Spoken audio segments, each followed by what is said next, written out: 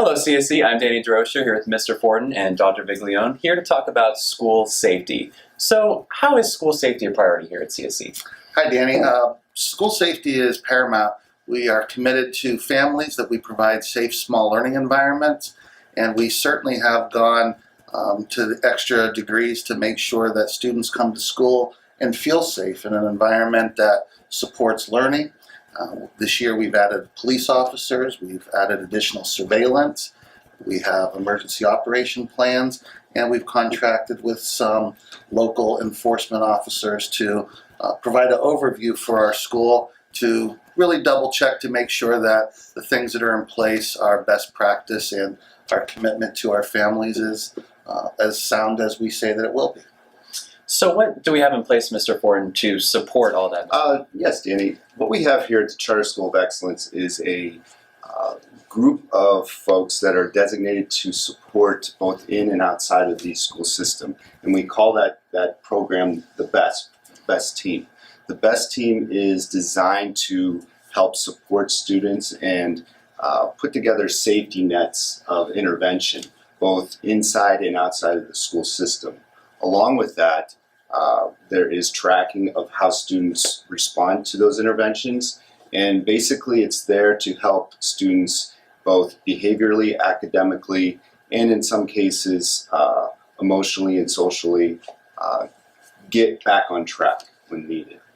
So on top of all that, there's been talk about an app that's going to be put in place. What can you tell me about that? The app is called safe2say. It's a product that came out of the state, and the intent is to provide anonymity for students and families and staff as well, to provide tips so that when we hear of potential issues that might arise, there's a safe way to convey that information so that the right people have access to that information so there can be an effective response and continue to support a pro-social environment.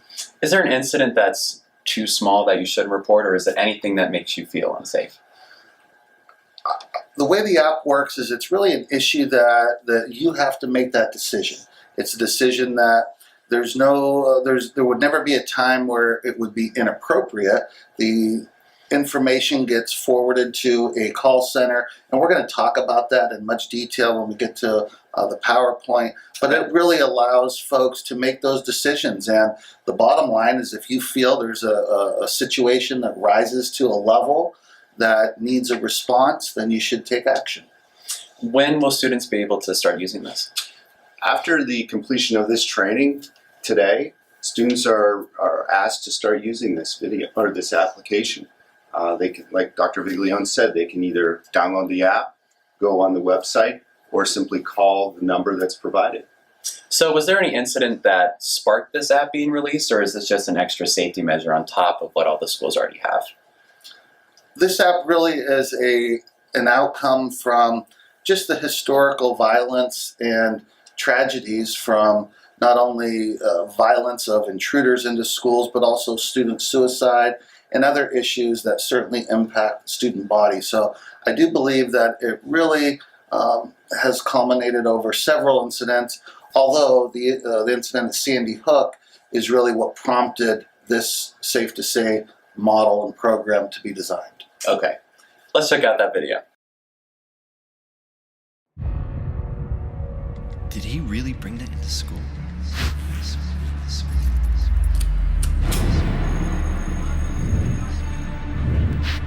Maybe it wasn't real. Maybe I'm wrong.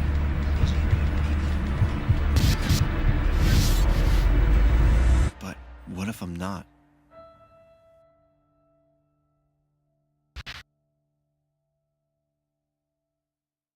And after that video, Dr. Viglione has a PowerPoint.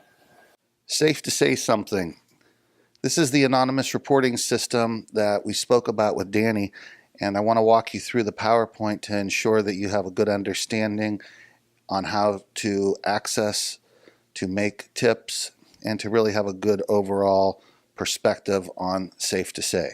There's always warning signs, there's always aftermath after an incident, and safe2say will help support the prevention of issues or situations that may arise. Why didn't they say something is a question that's often asked after a situation arises. Today, we're going to talk about how we can move ourselves forward. Today, we're going to talk about the prevention and what we can do to ensure safety within our setting. We've got to look for warning signs. Warning signs, then we act on those warning signs, and we have to take them seriously. We have to say something. We have to do something. Schools are safe. However, we need to make sure that we're aware that we pay attention to the issues and situations that surround us. As you can see from this PowerPoint here, there are plenty of situations that afford the opportunity to provide a tip for prevention. Prevention is the key, and we ask that all of our school community here at CSE support this idea of preventing violence. There's 3 separate studies that researchers found that talk about the effect of social media, the effect of electronic intervention. We also know that many situations have warning signals that were presented to others previously.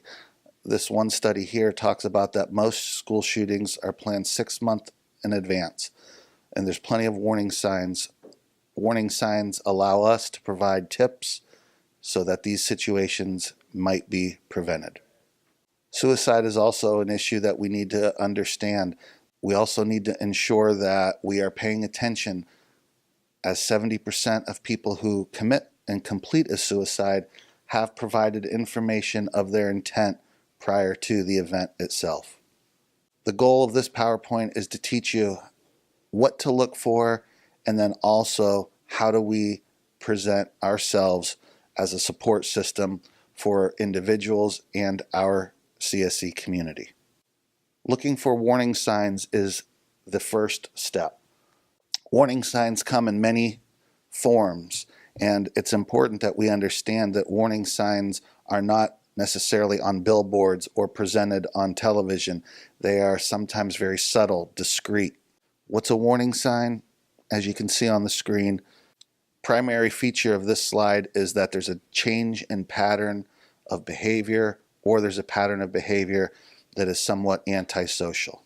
Overt is behind the scenes, secretive. And we have to make sure that we understand that sometimes when we look at situations, we have to take into consideration what's not being said and read between the lines. Threats are important. Many times folks are in earshot or in visual of a threat and think nothing of it. We need to make sure that we understand what the intent is and who the harm is being portrayed or communicated to. Social media is a primary source, and it often is found on the platforms that students are utilizing. As you can see from this slide here, these are actual social media narrative that gives a heads up to situations that actually transpired. Should somebody have responded or acted on these with a form of a tip, issues may have been prevented. As you can see, we're not just talking about violence and or suicide. This is a broader scope, and we should ensure that all situations are being addressed. Acting immediately is important. Sometimes there is a time factor that can get in the way, so the more expedient and efficient we can be, the better off we are. It's oftentimes difficult sometimes for folks to make a decision on whether or not they should provide a tip. The bottom line is you need to take action when you feel something deserves such a response. This idea of acting and then worrying about the aftermath is a clear issue that needs addressed. The one thing that most folks say after an incident is they wish they would have said something. We would encourage all students and families and staff to make sure that we act when the need arises. Say Something is absolutely intended to be anonymous, and it's also intended to provide support not only to potential victims, but also those who are causing the issue. Say something. You actually have to take that step, take that initiative to move this forward so that the information is forwarded to the right people who can provide the types of interventions that are needed. 911 is still an immediate response if there's an emergency. Make no mistake, Safe to Say is not a supplement for 911. We say things to those that are related to us in many ways. That could be family, it could be friends, staff members, somebody that has information, access to response, and somebody that you feel comfortable with. As you can see from this slide, there are many trusted adults. Those will be dependent on the individual specific, and there's no right or wrong person as long as that adult leader is somebody that you can trust and somebody that has the capacity to take action. So this works, it's a 3-step process. You report the anonymous tip. There's a crisis center then that intervenes. After they intervene and gather the information, they will then contact the people who are notified and will be able to take a formal response. There's really 3 different ways to submit a tip anonymously. As you can see on the screen, there's a mobile application, a phone, and a website. We will talk about all 3. The tips then are sent to the Crisis Response Center, where an individual will take those tips and assess the situation and then respond as needed. School officials and local police authorities will have access to the tip line so that they can make sure that there is accountability and follow-up. Using the app is simple. Go to your Google Play or the App Store and download safe2say something. Notice that it's safe, the numeral 2, say something. Once you get to the screen, you follow the prompts to enter your passcode and the name of the school. You're going to submit a tip simply by clicking on the Submit the Tip. Then you'll have a screen that will show different issues. There'll be a follow-up screen that will provide some information. You'll also notice that your name is in here. However, keep in mind this is anonymous so that your name will not be conveyed to others. There's also the ability to upload a file should that be the case. Once you submit a tip, you'll receive acknowledgement of that, and you should be able to feature that on your app itself. So once again, select the tip, follow the prompts, and then there will be directions that will continue to move yourself forward within the application process. There's also an anonymous dialog box that will give you up-to-date information. The website, very similar to the app. Simply go to the website and there is a submit a tip on the top right corner. Once you click that, you'll see prompts that will allow you to move yourself forward in a similar fashion as we did with the app. I would encourage students to scroll through the website and familiarize yourself with this process. You can also call by phone if you're not interested in the technology features, simply by calling the number, which is 844 safe2say.